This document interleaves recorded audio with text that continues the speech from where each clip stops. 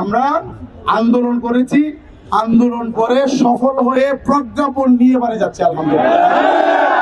আপনারা জানেন এই সরকার এসে আমাদের 12 ফেব্রুয়ারি থেকে 22 দিনের আন্দোলনের প্রেক্ষিতে আমাদের 17 বছর পর উৎসব পাতা 25 থেকে 50 করেছে কিন্তু এই সরকার।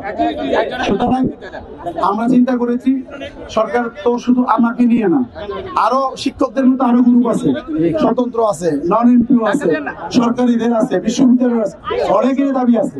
আবার সরকার এর বাইরে আরো অনেক পেশাজীবী আছে, সবার বিষয়টা দেখতে হয়। সেই জায়গা থেকে ওনারা আমাদেরকে অনুরোধ করেছেন আপনারা যদি আগায় আসেন আমরা পয়সা সমাধান করতে চাই। আমরা কিছু ছাড় দিয়েছি, ওনারা কিছু ছাড় দিয়েছেন, কিন্তু আমাদের বড় যে দাবিটা আলহামদুলিল্লাহ এটা প্রায় পূরণ হয়ে গেছে। আমাদের বাড়ি ভাড়াটা এটা 15% প্রজ্ঞাপন, এটা আমার হাতে নিয়ে আমি এসেছি। প্রজ্ঞাপন হয়ে গেছে, আমি প্রজ্ঞাপন নিয়ে আসছি আলহামদুলিল্লাহ। আপনারা নভেম্বর থেকে 7.5%, নট লেস দেন 2000, অর্থাৎ 2 এর নিচে না, 7.5% নভেম্বর থেকে পাবেন। আর আগামী জুলাই থেকে আরো 7.5%, এটা উল্লেখ করা আছে এখানে। মানে কোনো ফাঁকি যুগের কোনো সুযোগ নেই, আশ্বাস না।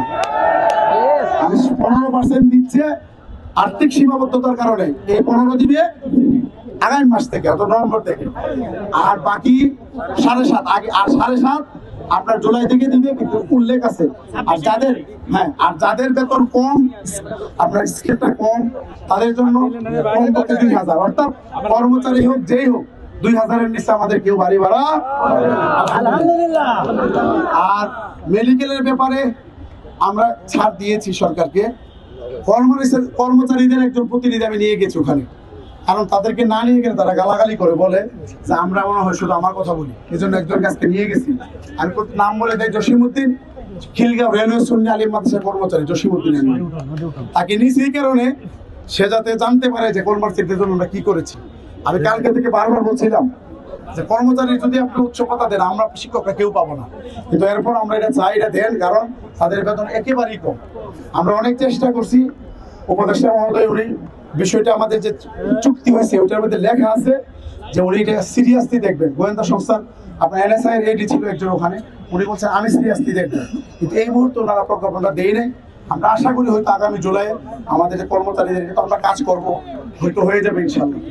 আমি এটা আমাদের একটা বড় বিজয় আমি মনে করি যে আমরা আন্দোলন করেছি, আন্দোলন করে সফল হয়ে প্রজ্ঞাপন নিয়ে বাড়ি যাচ্ছে আলহামদুলিল্লাহ।